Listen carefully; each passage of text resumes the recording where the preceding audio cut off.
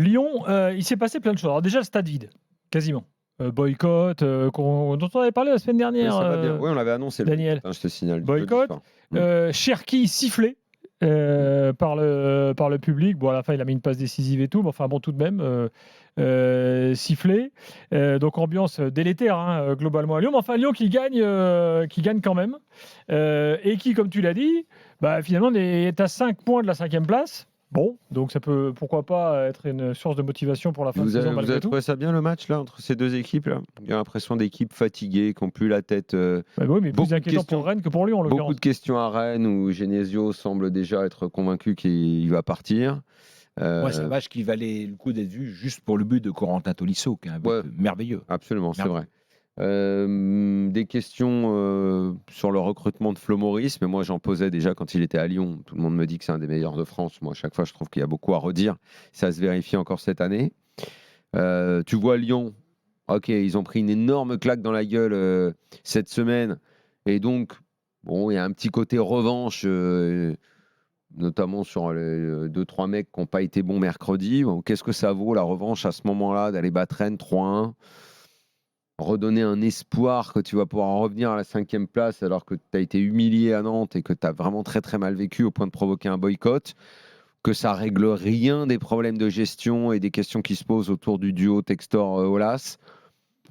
J'avais l'impression de regarder un match qui ne servait à rien.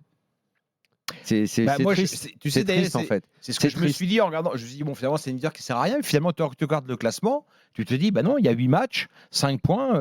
Oui, mais en fait, il n'y a plus que. En fait, on est dans une période où il n'y a plus que les mathématiques qui semblent devoir nous intéresser. Ouais. Les matchs ne sont plus très bons. Il n'y a que des. Tu n'as pas remarqué, mais c'est comme je disais tout à l'heure. Notre Ligue 1, c'est ça.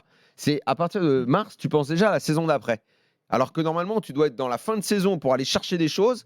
Toi, on est déjà en train de spéculer sur Genesio va se barrer. Le recrutement de Maurice, il n'est pas bon. Est-ce qu'il va pouvoir faire mieux? Lyon, c'est il faut tout changer. C'est révolution, machin. Et toi, tu me parles, probablement à juste titre, d'un classement où rien ne semble mort. Mais tout le monde à Lyon ne pense qu'à l'année prochaine déjà. Bien sûr. Voilà. Monaco, c'est pareil. Monaco, c'était cette semaine. Paul Mitchell, il va s'en aller. Qui va prendre sa place? Voilà.